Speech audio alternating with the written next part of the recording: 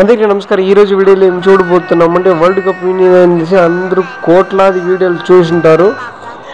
అది కోట్లాది ఒకటి వీడియోగా ఇది పెట్టుకొని మనం వచ్చేసి ఓడిపోయింటే ఎంత బాధపడి ఉంటాము, గెలిచినా కూడా అంత సంతోషపడినాము.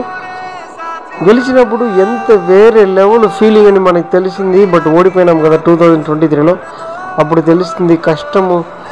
మనం ఎన్నోసార్లు చాలాసార్లు ఓడిపోయి గెలిచినప్పుడే గెలిచిన విలువ తెలుస్తుంది మనకి.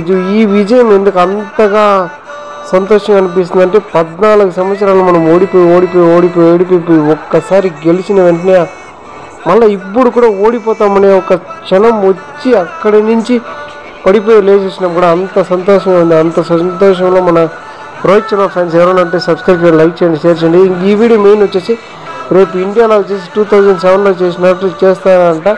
టైమింగ్ కూడా స్టార్ట్ చేసినారు ముంబైలో. మీరు ఎవరైనా ముంబైలో ఉంటే పోయి చూడండి.